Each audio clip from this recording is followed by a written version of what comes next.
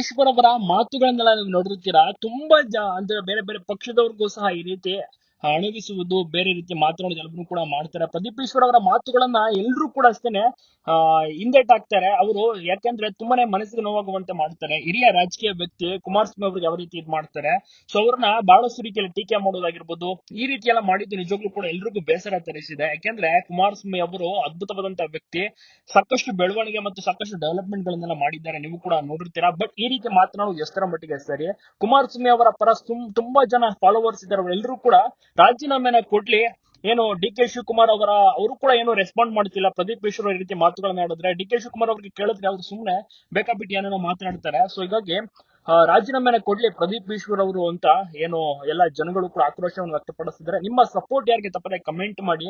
ಸಿದ್ದರಾಮಯ್ಯ ಅವರ ಒಂದು ಅಪ್ಪಟ ಶಿಷ್ಯ ಆಗಿದ್ರು ಪ್ರದೀಪ್ ಈಶ್ವರ್ ಅವರು. ಬಟ್ ಇವಾಗ ನೋಡಿದ್ರೆ ಸಿದ್ದರಾಮಯ್ಯ ಅವರು ಕೂಡ ಇದ್ರ ಬಗ್ಗೆ ರಿಯಾಕ್ಟ್ ಮಾಡ್ತಾ ಇಲ್ಲ. ಡಿ ಕೆ ಶಿವಕುಮಾರ್ ಅವ್ರಿಗೂ ಕೂಡ ಏನಾದ್ರು ಇದ್ರ ಬಗ್ಗೆ ಕೇಳಿದ್ರೆ ಮುಖ ತಿರ್ಸ್ಕೊಂಡು ಹೋಗ್ತಾ ಇದ್ದಾರೆ. ಸೊ ಹೀಗಾಗಿ ಬಹಳಷ್ಟು ಜನರಿಗೂ ಕೂಡ ಒಂದು ರೀತಿಯಲ್ಲಿ ಕ್ಯೂರಿಯಾಸಿಟಿ ಇದೆ, ಪ್ರದೀಪ್ ಈಶ್ವರ್ ಅವ್ರು ಏನ್ ಮಾಡ್ತಾರೆ ನೆಕ್ಸ್ಟ್ ಅಂತ.